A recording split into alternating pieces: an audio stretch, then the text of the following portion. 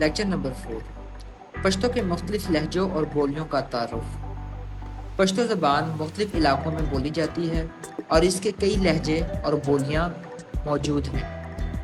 پشتو کے لہجے بنیادی طور پر جغرافیائی تقسیم اور قبائلی روایت کے مطابق مختلف ہوتے ہیں۔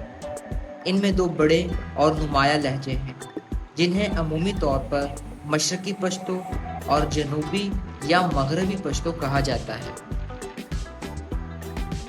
نمبر 1 مشرقی پشتو یوسفزئی لہجہ۔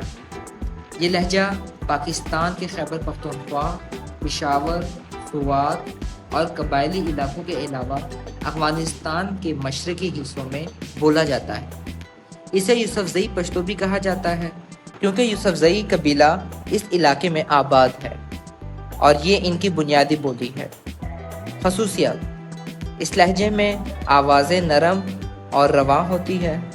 اس میں فارسی اور اردو زبان سے زیادہ اثرات دیکھے جا سکتے ہیں۔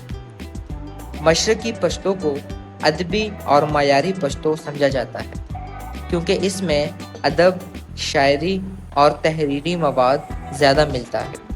نمبر 2 جنوبی یا مغربی پشتو قندھاری لہجہ۔ یہ لہجہ افغانستان کے جنوبی اور مغربی علاقوں جیسے قندھار، ہلمند اور غزنی میں بولا جاتا ہے۔ پاکستان میں بلوچستان کے علاقوں میں بھی یہ لہجہ عام ہے۔ اس کو قندھاری پشتو یا کبھی دورانی پشتو کہا جاتا ہے۔ خصوصیات: اس میں کچھ آوازیں اور لہجے نسبتاً سخت اور کھردرے ہوتے ہیں۔ یہ لہجہ مغربی اور جنوبی افغانستان میں بہت عام ہے اور پشتو قبائل کے ثقافت کا اہم حصہ ہے۔ اس لہجے میں تلفظ کے فرق کے ساتھ الفاظ کی ساخت بھی مختلف ہو سکتی ہے۔ دیگر چھوٹے لہجے اور بولیاں۔ پشتو زبان میں دیگر کئی علاقائی لہجے اور بولیاں بھی ہیں جو مخصوص علاقوں یا قبائل سے منسوب ہیں۔ کرما اور وزیرستان کا لہجہ۔ یہ پاکستان کے قبائلی علاقوں میں جیسے شمالی اور جنوبی وزیرستان اور کرم ایجنسی میں بولے جانے والے لہجے ہیں۔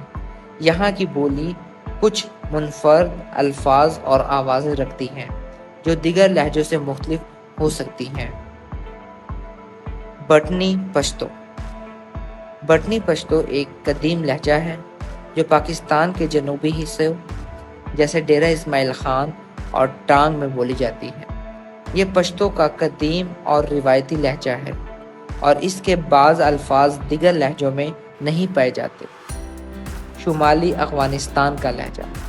افغانستان کے شمالی علاقوں جیسے مزار شریف اور بلخ میں بولے جانے والے پشتو لہجہ شمالی پشتو کے نام سے جانا جاتا ہے۔